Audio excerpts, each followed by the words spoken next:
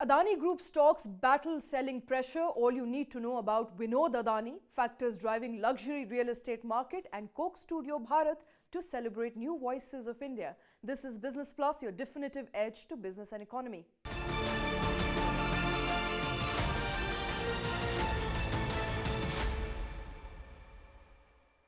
Adani Group stocks continue to erase investors' wealth for 8th straight sessions today.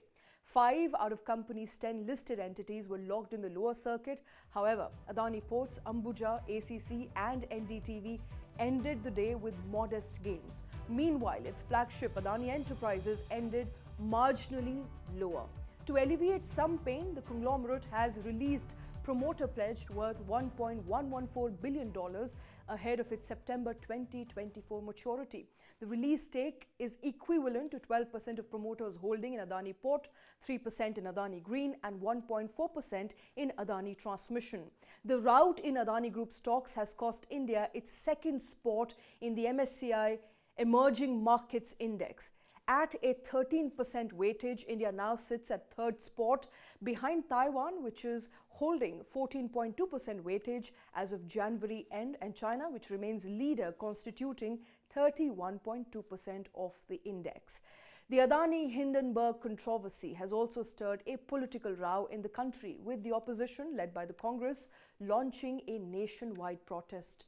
Meanwhile, Congress, who were seen protesting outside SBI offices in Mumbai and Hyderabad, similar protests were also held in Delhi and Jammu and Kashmir. The opposition has demanded, remember, a joint parliamentary committee, a JPC, or a Supreme Court monitored inquiry into the allegations of fraud and stock manipulation that were raised by Hindenburg Research on the Adani Group.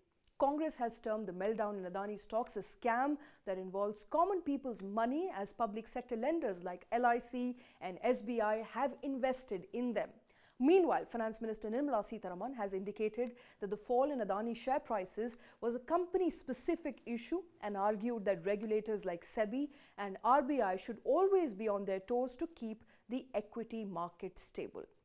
According to CLSA report, 40% of Adani Group's total debt of 2 lakh crores is owed to Indian banks. At 27,000 crores, SBI has the biggest exposure to Adani Group companies among banks. Other banks that have significant exposure include PNB, Bank of Baroda, Axis Bank and Jammu and Kashmir Bank. Overall, Life Insurance Corporation, or LIC, has the biggest exposure to the Adani Group. The national insurer has disclosed holdings of over 36,000 crores in Adani Group's debt and equity. However, these institutions have assured that their exposure to the conglomerate remains within the permissible limits and hence should not be a cause of concern. Kotak Mahindra Bank CEO Uday Kotak has also said that it does not seem any systemic risk for the Indian financial institutions from Adani market rout. Kotak pointed out that large corporates typically rely on global sources for debt and equity financing. From the time the Hindenburg report has been made public, one person who suddenly finds himself in the spotlight is Gautam Adani's reclusive elder brother, Vinod Adani. The damning report by Hindenburg Research claimed that Vinod Adani manages a labyrinth of offshore shell companies which have indulged in stock manipulation and market laundering for the Adani Group. This is not the first time when Vinod Adani is in the news for wrong reasons. He was named in the infamous Panama and Pandora papers too. The Adani Group, on its part, has always claimed that Vinod Adani has never had anything to do with the Adani Group companies. Vinod has a very interesting profile compared to his younger sibling Gautam. He swapped his Indian citizenship for Cypriot one and is currently residing in Dubai. He's a director in dozens of companies and trusts which are spread across 6 countries, including tax havens like Mauritius and Cayman Islands. With Adani Hindenburg row likely to intensify in the upcoming next few weeks, you can expect more glare on Vinod Adani and his operations. And moving on now, Prime Minister Narendra Modi launched multiple green energy initiatives at the India Energy Week in Bengaluru today. It is the first major G20 event under India's presidency aimed to showcase India's rising prowess as an energy transition powerhouse.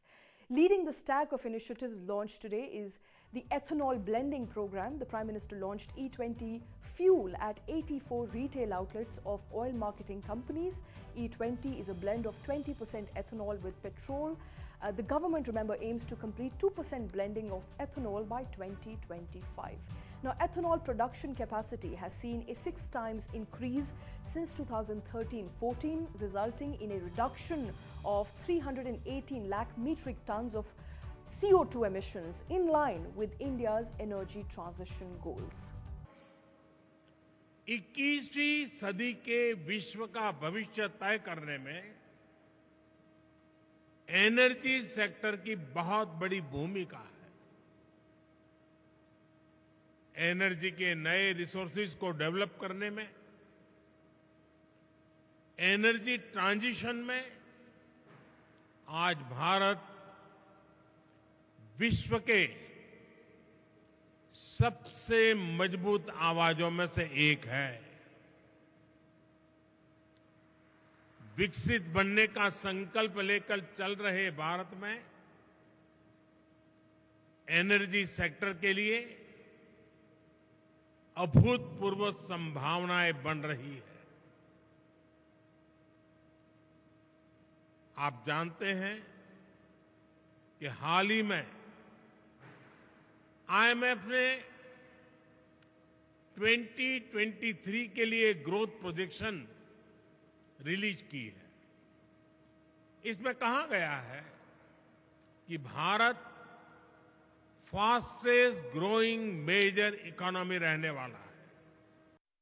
The Prime Minister also flagged off the Green Mobility Rally to help create public awareness for green fuels. The India Energy Week 2023 is being held in Bengaluru from 6th to 8th of February in presence of more than 30 ministers from across the world, with 30,000 delegates, 1,000 exhibitors and 500 speakers in attendance to discuss challenges and opportunities in the energy transition goals for India. India has an ambitious net zero target by 2070, but the unprecedented growth has prompted surge in oil import bills, which doubled to $119 billion in financial year 2022 and surged 76% to $90.3 billion in the first half of 22 and 23. Overall, 70% of energy demand is still being met by fossil fuels, with nearly 85% dependence on imports for energy requirements in India. Prioritizing green hydrogen by announcing the National Mission for Green Hydrogen, aggressive targets to have 500 gigawatts installed capacity for non-fossil resources by 2030 and tapping methane for energy generation are among steps taken in the right direction for clean energy goals in India. And shifting focus, would you spend 50 to 55 crore of rupees on one apartment? Would you shell out that kind of money if the flat were to be, let's say, located in Worli or in southern Mumbai? While you grapple with the magnitude of that number, here's another. 23 individuals just did exactly that.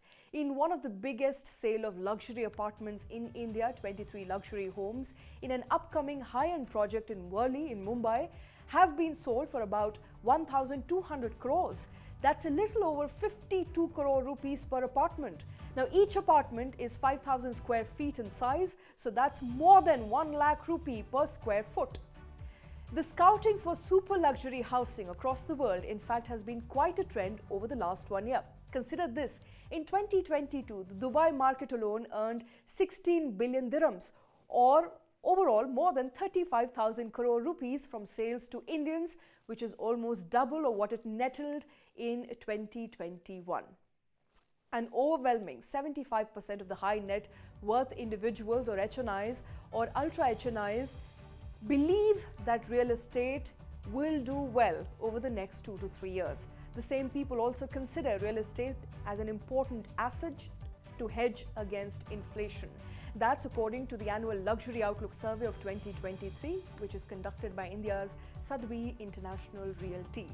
Furthermore, according to this survey, real estate continues to remain an attractive investment option, with 61% of HNIs and ultra HNIs looking to buy real estate in 23-24.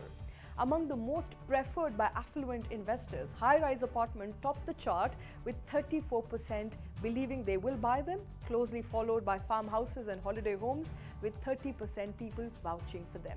Rent-yielding commercial real estate is also in demand, as 23% of HNI respondents would like to invest in it. One reason, however, for this one particular sale could be the union budget. Industry sources say that they expect more such transactions in ultra-luxury properties to happen before the financial year closes on 31st of March, kicking in the new tax regime announced by the Finance Minister in the union budget. The Finance Minister had announced that the capital gain tax benefit on the sale of property above the value of 10 crore rupees will be withdrawn. This was expected to dissuade families from buying multiple properties if they have to pay capital gains tax, and impact sales of high-value property sales. Being a niche market, the ultra-luxury properties have a slower sales velocity. And meanwhile, there's a good news for music lovers who missed watching the Indian version of Coke Studio. Coca-Cola India has launched Coke Studio Bharat, close on heels of unveiling Coke Studio Tamil. Coke Studio Bharat will showcase artists from hinterlands, with 50 independent artists coming together to create 10 tracks. Coca-Cola India believes that the initiative will help in taking Indian independent music and musicians all across the world.